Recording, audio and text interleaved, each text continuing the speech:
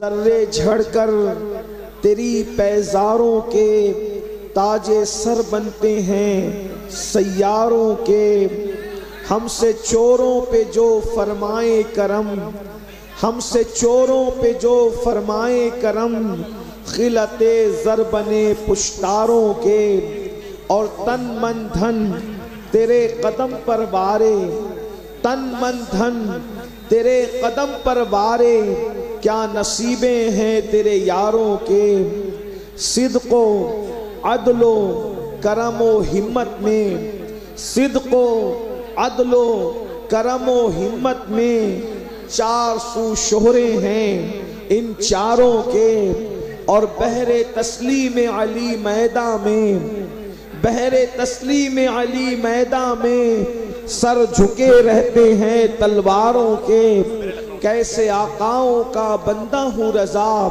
بول بالے میری سرکاروں کے۔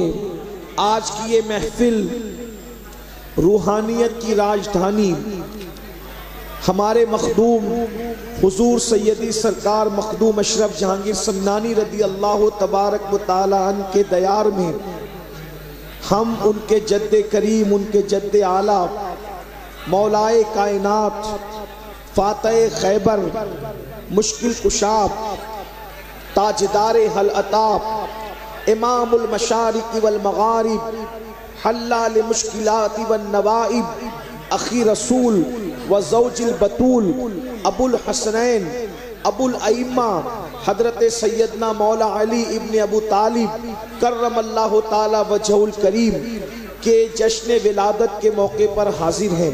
اللہ تبارک و تعالی میری اور آپ سب کی حاضری کو قبولیت کا شرف عطا فرمائے۔ حضرت پیر سید انیس میاں صاحب قبلہ نے تقریباً 3 مرتبہ اس سے پہلے مجھے مدعو کیا، لیکن کبھی بغداد شریف کا بلاوا، کبھی کچھ اور کبھی کچھ میں حاضر نہ ہو سکا، اور آج میں اپنے مخدوم کی بارگاہ میں سرکار اشرف سمنا کے قدموں میں ان کے جد کریم کی سیرت پڑھنے کے لیے اور ان کے یوم ولادت کے موقع پر حاضر ہوں۔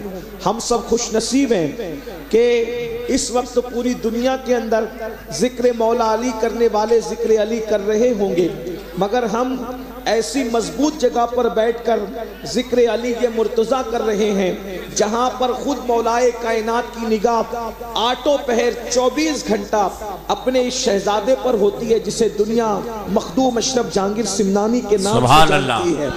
میں آپ کے سامنے مولا مشکل کشا کی ولادت پڑھنے کے لیے آیا ہوں۔ تھوڑی دیر میں مولا مشکل کشا کی ولادت پڑھنا چاہتا ہوں، مولود مولائے کائنات پڑھنا چاہتا ہوں۔ آپ کیا سمجھتے ہیں؟ یاد رکھیے اچھی طرح سے، علی مرتضیٰ اس ہستی کا نام ہے، اللہ اکبر، جن کا ذکر اللہ رب العزت نے آسمانی کتابوں میں فرمایا ہے۔ ابھی وقت ہوگا تو وہ باتیں آئے گی، آپ سنیں گے۔ اللہ اکبر، علی اس ہستی کا نام ہے کہ اللہ اکبر جس جنگ میں مولا علی تشریف لے گئے، علی پوری زندگی کبھی کوئی جنگ ہارے ہی نہیں۔ مولا مشکل کشا نے زندگی کی ہر جنگ جیتی ہے۔ مولا مشکل کشا نے جس پر تلوار اٹھائی ہے کبھی وہ بچ کے نکل نہیں سکا ہے۔ مولا وہ مشکل کشا ہے جس کا وار کبھی خالی نہیں گیا ہے۔ یاد رکھنا، ہم اہل سنت مولا علی کے ذکر کو بطور وظیفہ پڑھتے ہیں۔ ہمارے یہاں صوفیہ کے نزدیک ناد علی روز پڑھی جاتی ہے۔ علی کا ذکر وہ ہے جسے عبادت قرار دیا گیا ہے۔ مولا علی کا ذکر وہ ہے جو بلاؤں کے خاتمے کا ذریعہ ہے۔ مولا علی کا ذکر وہ ہے کہ اللہ اکبر پڑھنے والا علی علی کرتے کرتے ولی بن جاتا ہے۔ میرے آقا صلی اللہ علیہ وسلم کے پیارے دیوانوں، میرے امام لکھتے ہیں، سلامی جس کے در کا ہر ولی ہے، سلامی جس کے در کا ہر ولی ہے، علی ہے ہاں علی ہے ہاں علی ہے۔ اللہ اکبر، مولا مشکل کشا وہ جسے رسول اللہ کے بھائی ہونے کا شرف حاصل ہے۔ میرے آقا ارشاد فرماتے ہیں، یا علی انت اخی فی الدنیا والآخرہ، اے علی تو دنیا میں بھی میرا بھائی ہے اور آخرت مشرق میں بھی میرا بھائی ہے۔ اللہ اکبر۔ مولا مشکل کشا کی آج میلاد کا دن ہے۔ نور الابصار میں علامہ شیخ مومن شبلنجی رحمت اللہ علیہ نے لکھا ہے رجب کی 13 تاریخ کو جمعہ کے دن مولا مشکل کشا کی ولادت کعبۃ اللہ کے اندر ہوئی ہے، کعبے کے اندر مولا علی کی ولادت ہوئی ہے۔ یاد رکھیے دوسرے محققین ہمارے سر آنکھوں پر ہے، ہم کسی کی تحقیق کا نہ مذاق اڑاتے ہیں نہ انکار کرتے ہیں۔ یاد رکھیے ازالت الخفا میں شاہ ولی اللہ محدث دہلوی نے لکھا مولا علی کی ولادت کعبۃ اللہ کے اندر ہوئی ہے۔ امام حاکم نے اپنی مستدرک میں لکھا مولا علی کی ولادت کعبے میں ہوئی ہے۔ مدارج النبوہ میں شیخ عبدالحق محدث دہلوی نے لکھا مولا علی کی ولادت کعبۃ اللہ میں ہوئی ہے۔ نظم العالی میں سید محمد بالگرامی رحمت اللہ علیہ نے لکھا مولا علی کی ولادت کعبۃ اللہ میں ہوئی ہے۔ اللہ اکبر۔ یہ مولا مشکل کشا کی ولادت کس شان سے ہوئی ہے ذرا غور کیجئے۔ اللہ اکبر۔ ابھی مولا علی پیدا نہیں ہوئے تھے، ان کے والد حضرت ابو طالب یمن کے سفر میں تشریف لے گئے ہیں۔ وہاں پر ایک راہب تھا جس کی عمر اللہ اکبر 100 سال سے بڑی بتائی جاتی ہے۔ بعض مورخین نے لکھا کہ وہ 200 سال کا تھا، بعض نے لکھا وہ 150 سال کا تھا، لیکن ایک احتیاط کے تحت میں آپ کے سامنے عرض کروں میری قوم کے جوانوں، تم نے علی کے مرتضیٰ کو سمجھا کیا ہے؟ جشن مولود کعبہ منانے والوں، جشن ولادت فاتح خیبر منانے والوں، سنو اللہ اکبر، حسنین کے بابا کی شان کیا ہے، میرے مولا مشکل کشا کی شان کیا ہے، اللہ اکبر۔ اور اگر ولادت علی سننے کے لیے آئے ہو تو یاد رکھیے یہ سویم اور چیلم کی محفل نہیں ہے کہ ہم اسی طرح سے خاموش سردی کا مجسمہ بن کر کے سنے، بلکہ علی کا ذکر وہ ہے اگر مردوں کے سامنے ذکر علی کیا جائے تو علی کے ذکر سے مردوں میں بھی جان پیدا ہو سکتی ہے۔ محفل میں سناٹا کیسے ہو سکتا ہے؟ سنیے، غور سے سنیے، دلوں میں جائز مرادیں لے کے سنیے میرے مولا کی شان کیا ہے۔ اللہ اکبر۔ حضرت ابو طالب یمن کے سفر میں ہے، ایک بڈھا راہب جو ہے اللہ کی بارگاہ میں دعا کرتا ہے میرے اللہ آخری نبی کے کسی رشتہ دار سے میری ملاقات کرا دے، اس لیے کہ پتہ نہیں میری سانسیں کتنی بچی ہوئی ہے، پتہ نہیں میری سانسیں کتنی بچی ہوئی ہے، آخری نبی کو میں نے دیکھنا ہے یا نہیں دیکھنا مجھے نہیں پتا، میرے اللہ مجھے زیارت کرا دے ان کے خاندان کے کسی فرد کی۔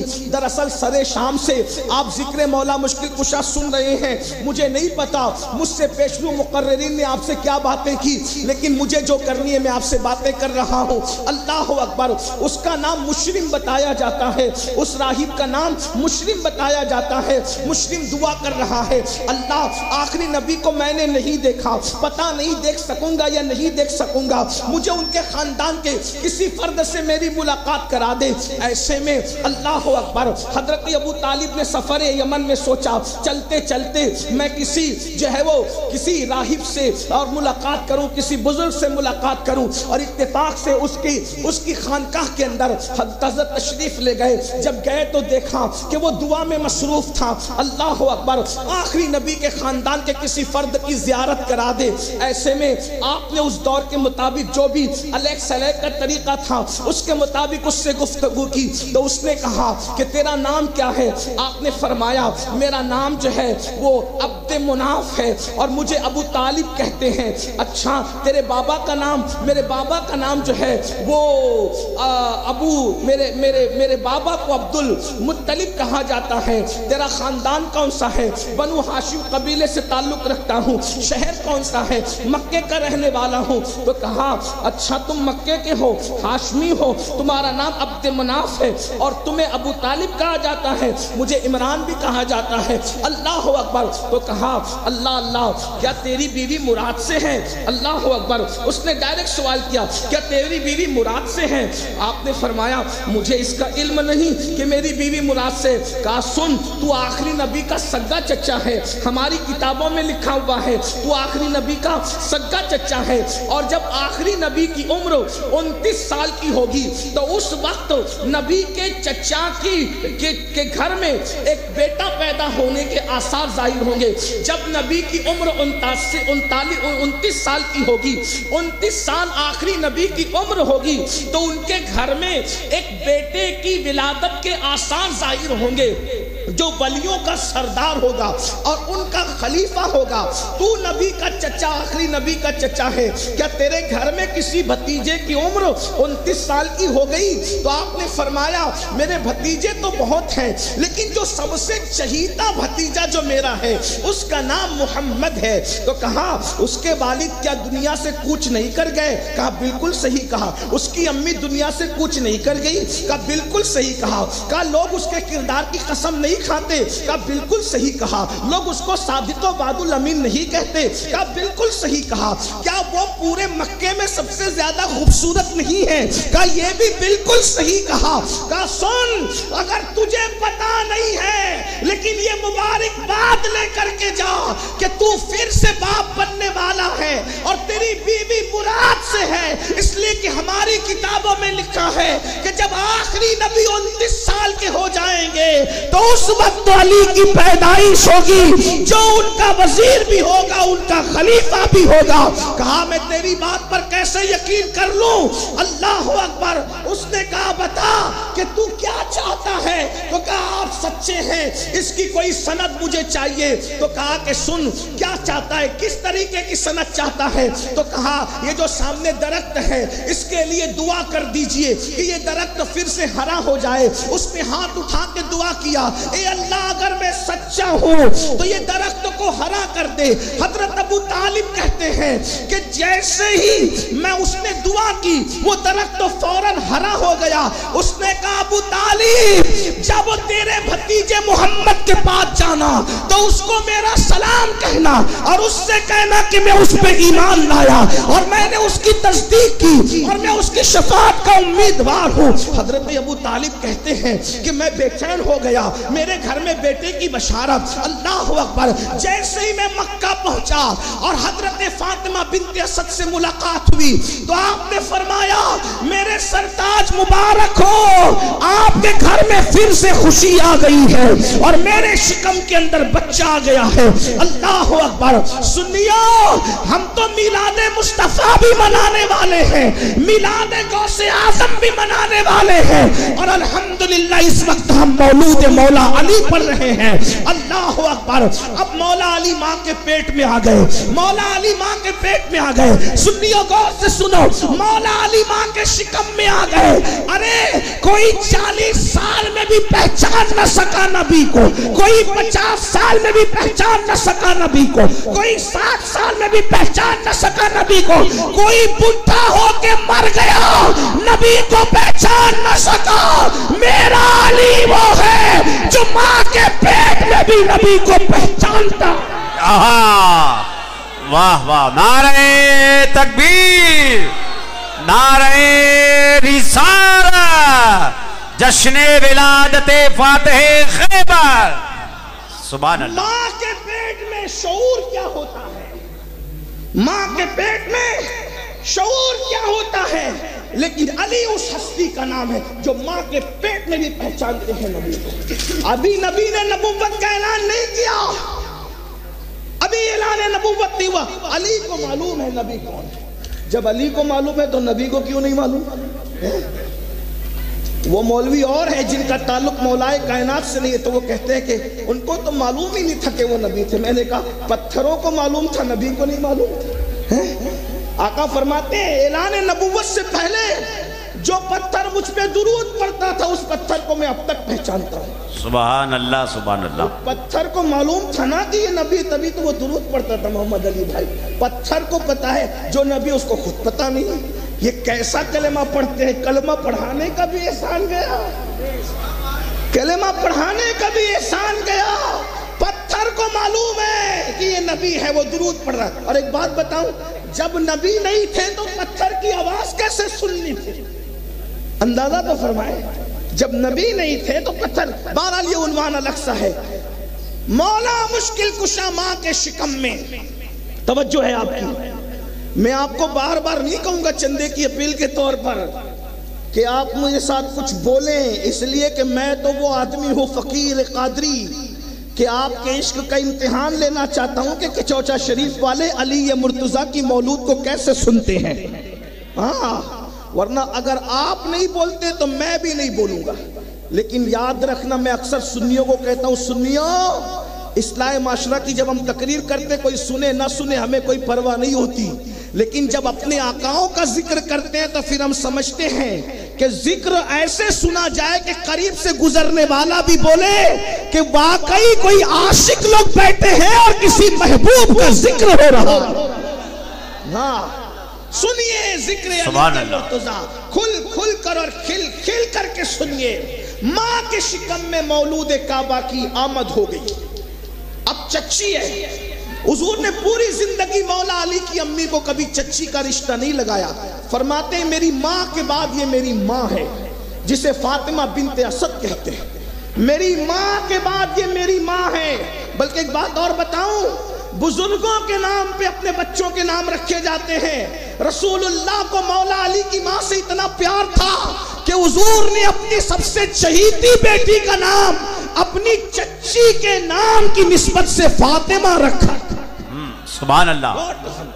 غور تو کیجئے. بہرحال ماں کی، رسول اللہ کی امی کے بعد ماں کا پیار کسی نے دیا تو وہ فاطمہ بنت اسد ہے. لیکن چچی بھتیجے کے لیے کبھی کھڑی نہیں ہوتی احترام میں. آپ جانتے ہیں چچی جس کو ماں کا درجہ ہے بھتیجے کے لیے احترام میں کھڑی نہیں ہوتی. لیکن معمول بھی یہی تھا، جب تک حضور گھر میں آتے تھے بیٹھی رہتی تھی کیونکہ چچی تھی نا. بڑوں کو کھڑے ہونے کی ضرورت نہیں ہے، اور جو بڑوں کو کھڑا کرنے کی کوشش کرے پھر وہ اچھا انسان بھی نہیں ہے نا. تو حضور کے آنے پر چچی بیٹھی رہتی تھی. حضور سے بڑا کون ہو سکتا ہے؟ لیکن ابھی چچی کو کچھ پتا نہیں تھا. لیکن جس دن سے مولا علی ماں کے پیٹ میں آئے، جب بھی حضور تشریف لاتے تھے فاطمہ بنت اسد اٹھ کر کھڑی ہو جاتی. جب بھی حضور آتے تھے، کب؟ جب مولا علی ماں کے شکم میں آ گئے، جب بھی حضور تشریف لائے بنت اسد کھڑی ہو گئی. جب بھی حضور آئے بنت اسد کھڑی ہو گئی. ایک دن حضرت ابو طالب نے پوچھا، فاطمہ او اسد کی بیٹی، تو جب محمد آتے ہیں اٹھ کر کھڑی کیوں ہوتی ہے؟ کھڑے ہونے کی وجہ کیا ہے؟ تو اس وقت انہوں نے جواب دیا، میرے سرتاج، جس دن سے یہ بچہ میرے پیٹ میں آیا ہے، جب محمد آتے ہیں وہ مجھے بیٹھنے نہیں دیتا، اندر سے ایسے اشارے کرتا ہے کہ میں اٹھ کر کے کھڑی ہو جاتا. سبحان اللہ سبحان اللہ سبحان اللہ سبحان اللہ. اندر سے ایسے اشارے کرتا ہے کہ میں اٹھ کے کھڑی ہو جاتی ہوں. ایک دن حضرت ابو طالب نے چیک کرنا چاہا، میں کہاں سے پڑھ رہا ہوں؟ ہمیں رافضیوں کی کتابوں سے پڑھنے کی ضرورت ہی نہیں ہے. کیا بات ہے. اس لیے کہ ہمارے یہاں اتنا بڑا خزانہ ہے، زندہ باد. پڑوسیوں کو دیکھنے کی ضرورت نہیں ہے. میں خانقاہ کے چوچا میں بیٹھ کر بلگرام شریف کا فیضان پڑھنے لگا ہوں. سبحان اللہ. ہمارا مرشد خانہ بلگرام شریف کی لکھی ہوئی کتاب ہے میر سید محمد بلگرامی کی، جس پہ تقریز حضور تاج الشریعہ کی بھی موجود ہے، اور اس پہ تقریز حضرت خیر الاتقیاء حضرت علامہ پیر اویس مصطفیٰ صاحب کی بھی تقریز. سبحان اللہ سبحان اللہ. وہی چھپی ہوئی، میں وہاں سے پڑھا، نظم اللہ علی سے پڑھ رہا ہوں آپ کے سامنے. الفاظ میرے ہیں، مضمون وہی کا ہے. توجہ کرنا، منبر والوں کی بھی کچھ ذمہ داری بنتی ہے. سبحان اللہ. ایسا نہیں ہو کہ انیس میاں کے خوف میں آپ آ گئے، یہ پتا چلے کہ مولا علی کے شوق میں آپ آئے. سبحان اللہ. آپ سب کی بھی توجہ چاہتا ہوں. میں نے محبت میں کہا برا مت مان لینا. ہاں، جس کا کھاتے ہیں اسی کا گاتے ہیں، جس کا کھاتے ہیں اسی کا گاتے ہیں. اللہ اکبر. تو نعمتیں جن کی کھا رہے ہیں انہی کے ہم گیت گا رہے ہیں. جب کہا کہ جب سے یہ بچہ ماں کے پیٹ میں، سائنسدانوں جا کے تحقیق کر لو کہ بچوں کو بھی اتنی معرفت ہوتی ہے، بچہ بھی اتنا عارف ہوتا ہے، لیکن بچے بچے ہوتے ہیں. یہ بچہ نہیں ہے، یہ بڑے بڑے ولیوں کا باپ ہے. باپ جو آج فاطمہ بنت اسد کے نعرہ تکبیر، نعرہ رسالت، نعرہ حیدری۔ اب اسٹیج سے کوئی نعرہ نہیں لگے گا، بنا کر فقیروں کا ہم بھیس گالی، تماشا اہل کرم دے گا۔ ہم بھی تو دیکھتے ہیں نا کہ ممبر پہ قلندر بیٹھے، نیچے بیٹھے ہیں کہ نہیں بیٹھے۔ اسٹیج سے کوئی کارکردگی نہیں ہوگی۔ ان کو ضرورت ہے اگر ذکر علی کو کے لیے، پھر یہ کہیں گے نعرہ یہاں سے لگے گا، اب اوپر سے کوئی نعرہ نہیں لگے گا۔ یاد رکھیں، اس لیے کہ آئے کس کی محفل میں ہو، جس کی چٹھی کے بغیر پل صراط سے کوئی گزر نہ سکے گا۔ سبحان اللہ۔ آقا ارشاد فرماتے ہیں، اور راوی کون ہے بتاؤں؟ یہ بھی سن لو، راوی ہے افضل البشر بعد الانبیاء بالتحقیق سیدنا ابو بکر صدیق رضی اللہ۔ سبحان اللہ۔ اور صدیق اکبر کہہ رہے علی، مجھ سے رسول اللہ نے فرمایا کہ جب تک علی چٹھی نہیں دیں گے کوئی پل صراط سے گزر نہ سکے گا، تو کوئی پل صراط سے سلامتی سے اسی وقت گزرے گا جب حسنین کے بابا علی نے ان کو پروانہ دیا ہوگا۔ یہ سن کر میرے مولا نے مسکرایا۔ صدیق نے پوچھا تم کیوں مسکراتے ہو؟ تو مولا علی کہتے ہیں تم سے کہا کہ چٹھی علی دیں گے تب پل صراط سے کوئی گزرے گا، اور مجھ سے کہا علی خبردار ابو بکر کے دشمن کو کبھی چٹھی مت دے۔ سنت کا نعرہ تکبیر، واہ واہ واہ واہ، سبحان اللہ سبحان اللہ۔ حیدر حیدر حیدر حیدر حیدر، سب مل کے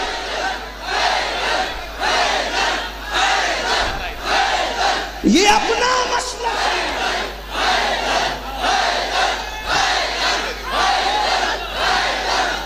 یہ اپنا مسلک ہے کہ چٹھی علی دیں گے اور محبت صدیق اکبر پہ دیں گے۔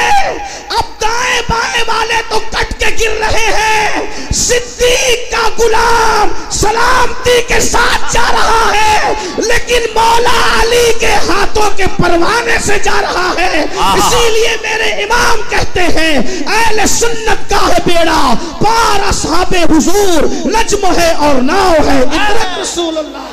سبحان اللہ سبحان اللہ۔ اسی لیے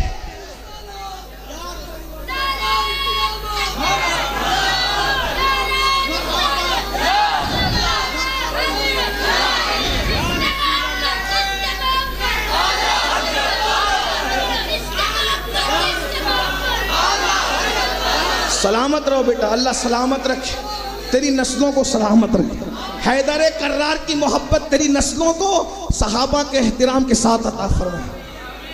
نعرہ ایسا نہیں لگتا، برسوں سے محفل میں آتے ہو نعرہ لگانا بھی، نعرہ بچہ لگا رہے کم سے کم پوری محفل شامل ہوتی، ایسے نعرہ نہیں لگا۔ یہ نامردوں والے نعروں کا میں قائل نہیں ہوں، مجھے تو پہلی بات نعرہ چاہیے ہی نہیں، لیکن اگر نعرہ لگے تو پھر فاتح خیبر کے انداز میں لگے کہ پوری محفل شامل ہو اور در و دیوار ہل جائیں۔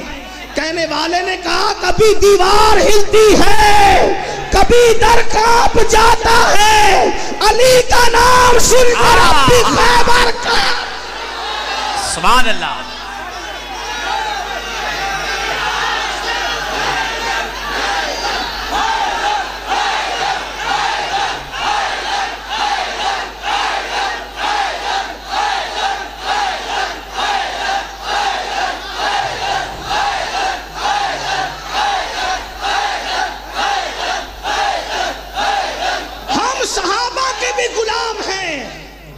اور ہم اہل بیت کے بھی غلام ہیں اور غیر مشروط غلام ہیں۔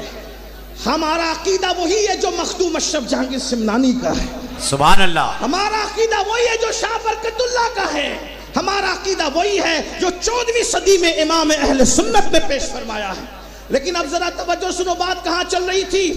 توجہ فرمائیں، توجہ فرمائیں، اللہ کے بندو توجہ کرو۔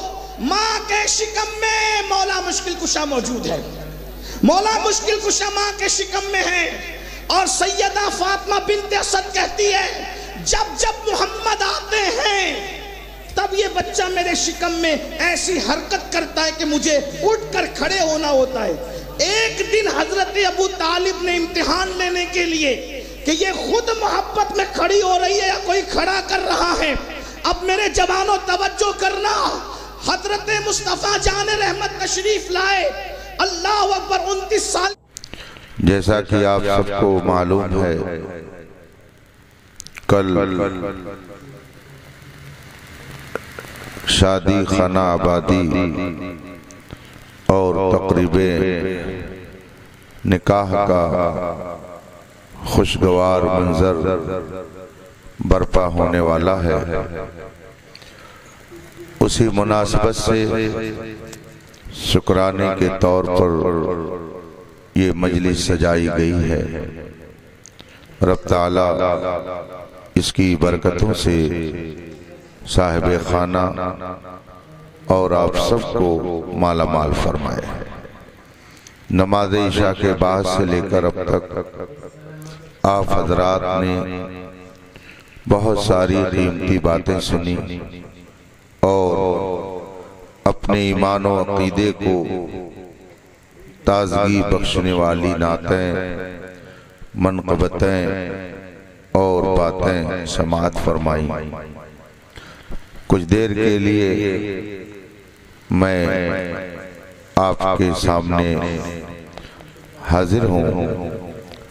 آپ کا زیادہ وقت نہیں لیا جائے گا، یوں بھی شادی کے موقع پر ہونے والی تقریب محفل میلاد بطور تبرک ہوتی ہے، اس لیے تھوڑی دیر آپ یوں ہی سنجیدہ ماحول بنا کر تشریف رکھیں۔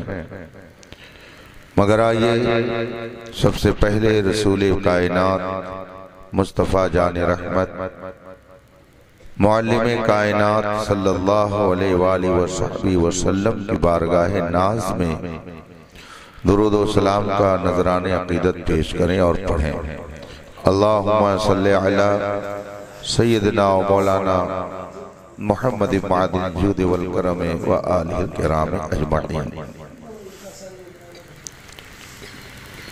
حضرات، اللہ تبارک و تعالی نے ہمیں اور آپ کو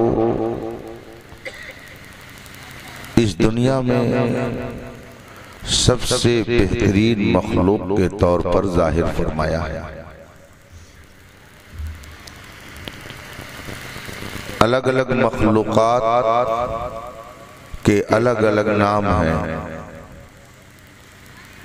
یہ فرشتوں کی جماعت ہے، یہ جناتوں کا طبقہ ہے، یہ فلاں گروپ ہے، یہ فلاں جماعت ہے۔ ایسے ہی حضرت انسان کو اللہ تبارک و تعالی نے بشر کا نام دیا ہے، اور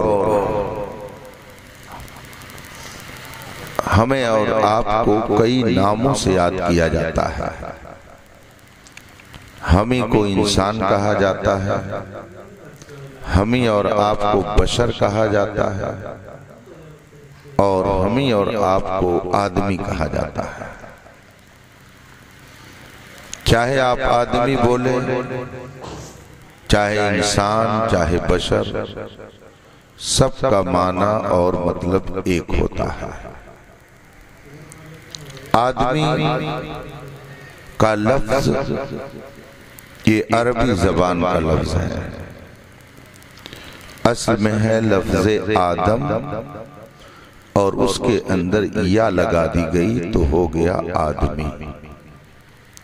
آدم سے آدمی، جیسے خلیل آباد سے خلیل آبادی، گونڈا سے گونڈوی، راہ سے راہی، ایسے ہی آدم سے آدمی۔ یہ یا نسبت کے لیے ہوتی ہے، کنیکشن بتانے کے لیے۔ خلیل آبادی کا مطلب ہوگا خلیل آباد والا، बस्तवी का मतलब होगा बस्ती वाला, गोरखपुरी का मतलब होगा गोरखपुर वाला, रज़वी का मतलब होगा रज़ा वाला, कादरी का मतलब होता है शेख अब्दुल कादिर का मानने वाला, अशरफी का मतलब होता है मखदूम अशरफ का मानने वाला। ऐसे ही आदमी का माना होता है आदम वाला। तो चाहे मुसलमान हो चाहे गैर मुस्लिम हो, सब अपने आप को आदमी कहते हैं। किसी गैर मुस्लिम से पूछिए वो कौन जा रहा है, तो वो कहेगा कोई आदमी जा रहा है मगर मैं पहचानता नहीं हूँ, फला आदमी जा रहा है।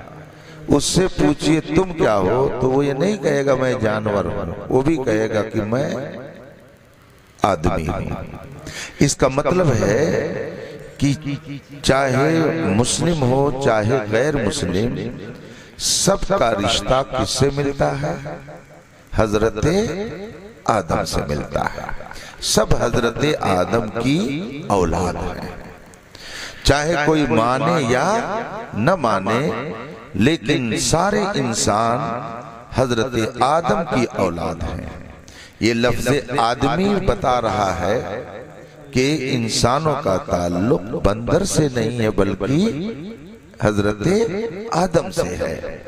लफ्ज़ आदमी जब आपने कहा तो एक बेवकूफ साइंसदां का रद्द हो गया, जिसने एक नजरिया पेश किया था कि इंसान पहले बंदर था और तरक्की करते करते अब वो इंसान बन गया।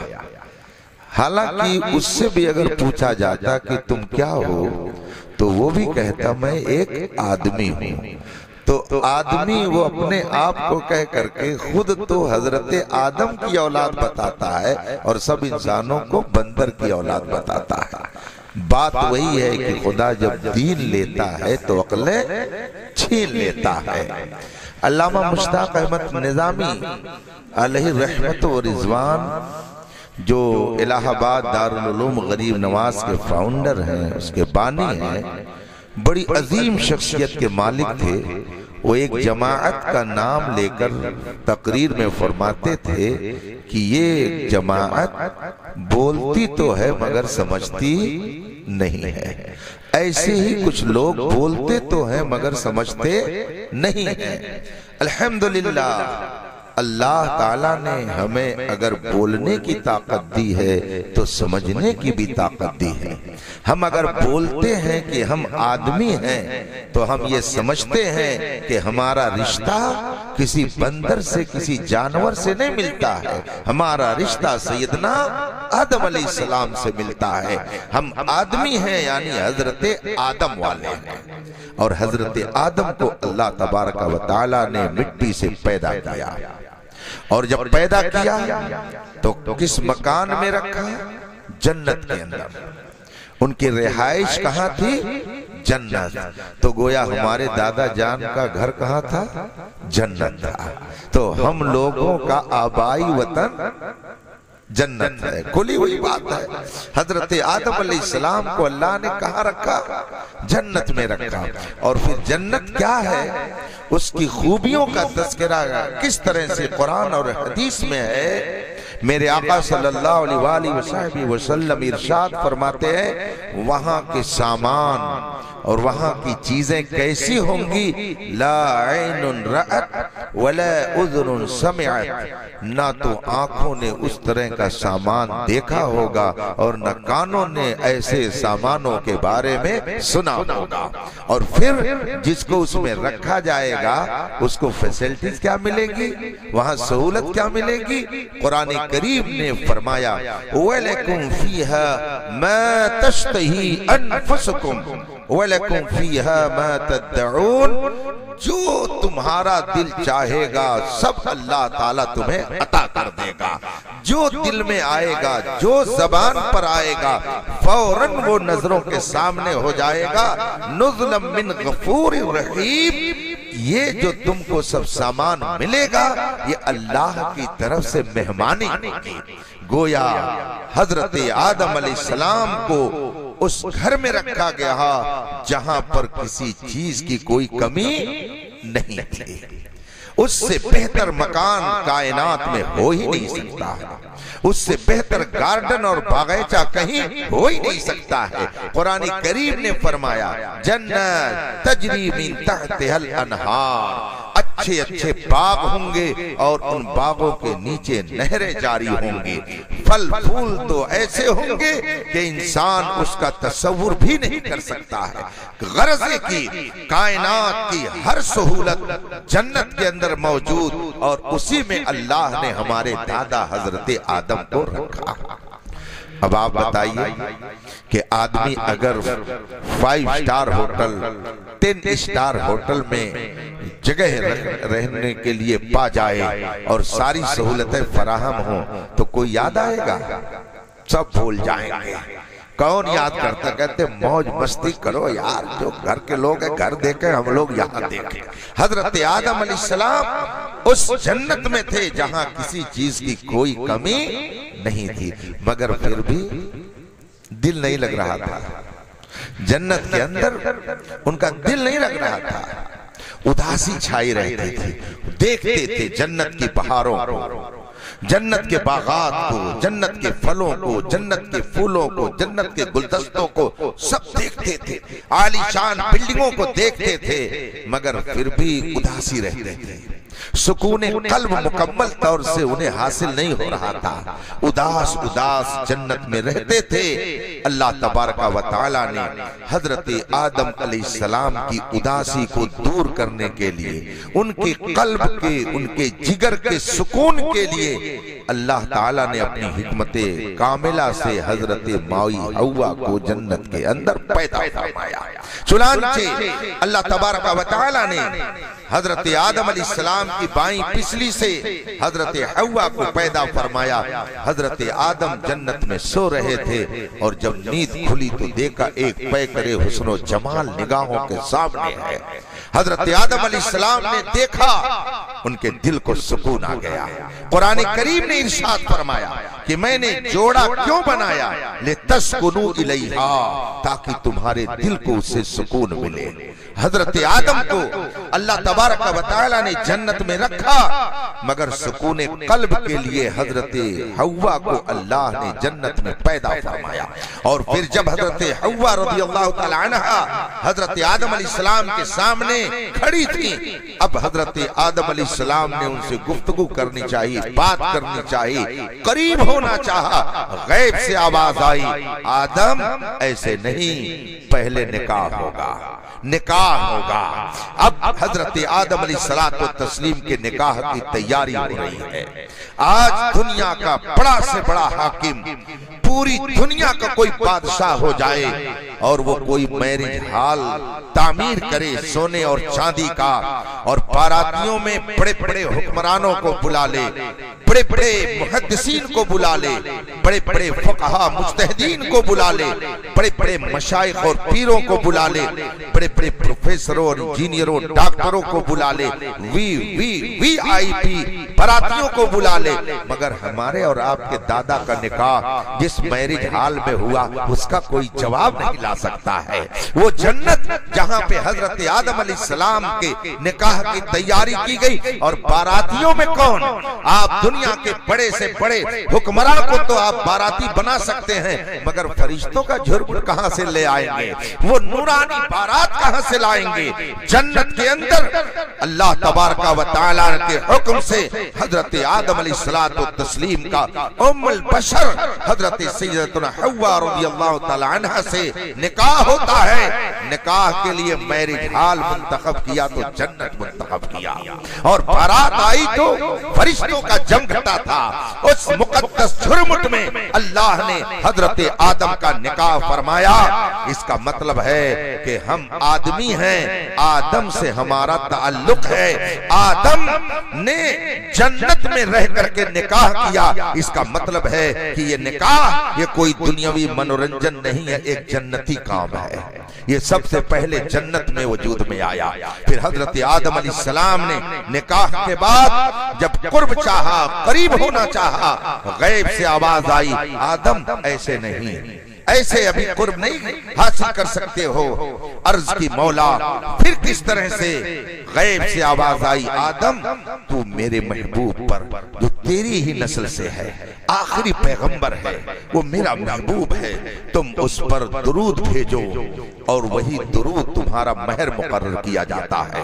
چنانچہ حضرت آدم علیہ السلام نے اس آخری نبی جن کا ابھی بظاہر کوئی وجود نہیں، ابھی تو صرف حضرت آدم ہے، حضرت حوا ہے، نسل انسانی تو ابھی چلی ہی نہیں ہے، ابھی تو وہ نبی دنیا میں جلوہ کر ہی نہیں ہوا ہے، مگر اللہ فرماتا ہے میرے اس آخری نبی پر جو آدم تیری ہی نسل سے آئے گا، اس پر تم 20 مرتبہ درود بھیج دو، یہی تمہارا مہر مقرر کیا جاتا ہے. اس کا مطلب ہے نکاح کے موقع پر اس آخری نبی کو یاد کرنا یہ حضرت آدم کی سنت ہے اور یہ اللہ کو پسند ہے. اسی لیے تو اہل ایمان جب اپنے گھروں میں شادی کا موقع دیکھتے ہیں تو ان کی آواز ہوتی ہے، شادی اور نکاح اگر میرے مصطفیٰ نہ ہوتے تو کچھ بھی نہ ملتا. یہ نعمتیں اگر مل رہی ہیں تو اسی نبی کے صدقے میں مل رہی ہے، اور انسان جس کی کھاتا ہے اس کی گاتا ہے. ہم نبی کی کھاتے ہیں تو نبی کی گا رہے ہیں.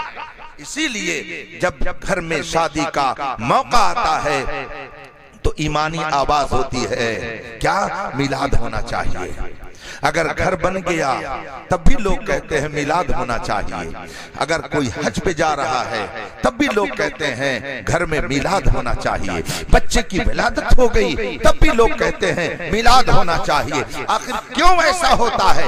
اس لیے کہ ایمان یہ کہتا ہے ہوتے کہاں خلیل کہاں کعبہ و منا، لولاک والے صاحبی سب تیرے گھر کی ہے. اور یہ نعمتیں جتنی مل رہی ہیں ان نعمتوں کا ہم کو اگر خدا کی طرف سے انعام ہو رہا ہے تو لا ورب العرش جس کو جو ملا ان سے ملا. بڑھتی ہے کونین میں نعمت رسول اللہ کی. تو شادی ہو، بیاہ ہو، لڑکے کی ولادت ہو، وقیقہ ہو، جو کچھ بھی ہمیں نعمتیں مل رہی ہیں سب خدا کے کرم سے اور رسول پاک کے صدقے میں مل رہی ہیں. اللہ کا کرم ہے کہ اس نے ہمیں اپنے دادا کا بے وفا لڑکا نہیں بنایا. ہم اپنے دادا کی بے وفا اولاد نہیں ہیں بلکہ اپنے دادا کی وفادار اولاد میں ہیں.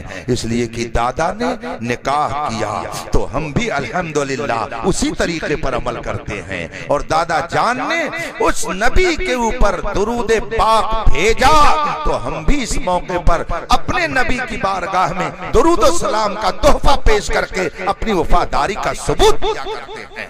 رفیقان محترم، یہ جنتی عمل ہے.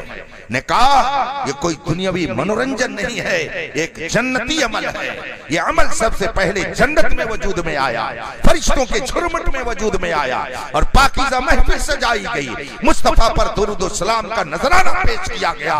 اسی لیے رسول پاک صلی اللہ علیہ وسلم نے ایک موقع پر ارشاد فرمایا، من تزوج فقد استکمل دینا. جس نے نکاح کیا اس نے اپنے دین کو مکمل کر لیا. النکاح نصف الدین، نکاح آدھا دین ہے. من تزوج فقط استکمل الدین، جس نے نکاح کیا اس نے اپنے دین کو مکمل کر لیا. رسول پاک نے نکاح کو آدھا دین کہا ہے. اب آپ ذرا غور کیجئے کہ آج جو معاشرے میں نکاح کا ماحول ہے اسے دیکھیے اور پھر رسول پاک صلی اللہ علیہ وسلم کے اس ارشاد کو دیکھیے، دونوں میں کوئی مناسبت ہی نہیں لگتی ہے. رسول پاک نے اسے آدھا دین فرمایا ہے. یہ نکاح صرف دین ہی نہیں بلکہ میرے آقا صلی اللہ علیہ وسلم فرماتے ہیں تزوج الودود الولود فإنی مکاثر بکم الامم یوم القیامہ. تم ایسے گھروں میں شادی کرو جہاں پہ محبت زیادہ ملے، جہاں پر بچوں کی پیدائش زیادہ ہو، تاکہ میدان محشر میں میں اپنی امت کی کثرت کو دیکھ کر کے خوش ہو جاؤں۔ تو یہ نکاح میدان محشر میں رسول پاک کی خوشی حاصل کرنے کا ذریعہ ہے۔ اسی لیے میرے آقا نے فرمایا النکاح من سنتی فمن رغب عن سنتی فلیس منی، نکاح میری سنت ہے، اور جو میری سنت سے منہ موڑے گا وہ میرے طریقے پر نہیں ہو سکتا ہے۔ اللہ کے رسول صلی اللہ علیہ وسلم جب کسی محفل نکاح میں جاتے تو آپ خطبہ ارشاد فرماتے، اور خطبے میں قرآن کریم کی چند آیات کو ضرور ارشاد فرماتے۔ ان آیات میں سے ایک آیت کریمہ، یا ایھا الناس اتقوا ربکم، اے لوگو اپنے رب سے ڈرو، اے لوگو اپنے رب سے ڈرو۔ میرے آقا صلی اللہ علیہ وسلم جب کسی محفل نکاح میں تشریف لے جاتے اور نکاح کی محفل منعقد ہوتی تو آپ اس آیت کریمہ کا ورد فرماتے، لوگوں کو بتاتے، اے لوگو اللہ سے ڈرو۔ مطلب یہ ہے کہ خوشی اگر تمہیں مل جائے تو آپے سے باہر مت ہو جانا، خوشی کے موقع پر بھی خدا سے ڈرتے رہنا، اس لیے کہ جو خدا تمہیں خوشی دے رہا ہے کہیں ایسا نہ ہو کہ وہ تم سے ناراض ہو کر کے تمہاری خوشیوں کو وہ واپس لے لے، اس لیے اللہ سے ڈرو۔ درود پاک پڑھیے، اللہم صلی علی سیدنا و مولانا محمد معدی الجود والکرم و آلہ الکرام اجمعین۔ ہندوستان کے ایک بادشاہ کا نعرہ تکبیر اللہ اکبر، ہندوستان کے ایک بادشاہ کا نام آپ نے سنا ہوگا، سلطنت مغلیہ کا آخری بادشاہ، کیا نام ہے اس کا؟ اس کو میں ان سے سننا چاہ رہا تھا، بہادر شاہ ظفر، سلطنت مغلیہ کا آخری بادشاہ بہادر شاہ ظفر، بہت دانشور تھے، وہ بہت دور اندیش تھے، سنی صحیح العقیدہ تھے، جس کو اس زمانے میں پکا بریلوی کہا جاتا ہے، اس عقیدے پر وہ تھے۔ انہوں نے اپنے ایک شعر میں قوم کو پیغام دیا، بہت اچھے شاعر بھی تھے۔ انہوں نے اپنے ایک شعر میں کہا ہے، ظفر آدمی اس کو نہ جانیو، ہو وہ کیسا ہی صاحب فہم و ذکا، جسے عیش میں یاد خدا نہ رہی، جسے تیش میں خوف خدا نہ رہا۔ بہادر شاہ ظفر قوم کو پیغام دے رہے ہیں کہ اگر کسی کو تم آزمانا چاہتے ہو کہ اس کے اندر انسانیت ہے کہ نہیں ہے، اس کے اندر آدمیت ہے کہ نہیں ہے، تو اس کی دو کنڈیشن دیکھو، دو حالت میں وہ کیسے رہتا ہے اس کو دیکھو، پھر تمہیں پتا چل جائے گا کہ اس کے اندر انسانیت ہے یا نہیں ہے۔ فرماتے ہیں بہادر شاہ ظفر آدمی اس کو نہ جانیو، ہو وہ کیسا ہی صاحب فہم و ذکا، جسے عیش میں یاد خدا نہ رہی، جو عیش و عشرت میں، مال و دولت میں، خوشیوں میں ڈوب کر خدا کو بھول جائے اور اللہ کی یاد سے غافل ہو جائے۔ دنیا کا آرام ملا، خدا کو بھلا دیا، دنیا کی دولت ملی، خدا کو بھلا دیا، عیش و عشرت کے سامان ملے، خدا کو بھول گیا۔ بہادر شاہ ظفر فرماتے ہیں جسے عیش میں یاد خدا نہ رہ جائے اور جسے غصے میں اللہ کے عذاب کا خوف نہ رہ جائے، ان دو حالتوں میں اگر کوئی آپے سے باہر ہو جائے تو وہ کتنا ہی عقل مند کیوں نہ ہو، کتنا ہی پڑھا لکھا کیوں نہ ہو، وہ سب کچھ ہو سکتا ہے مگر وہ انسانیت والا نہیں ہو سکتا۔ یہ بہادر شاہ ظفر کہتے ہیں، اس کا مطلب ہے کہ آدمی جب خوشی پائے تو آپے سے باہر نہ ہو، خوشی پائے تو کنٹرول میں رہے، اور اگر جلال اور غصہ آئے تو اس میں بھی اپنے آپ کو کنٹرول میں رکھنا چاہیے۔ جو خوشیوں میں خدا سے غافل نہیں ہوتا ہے، خدا اس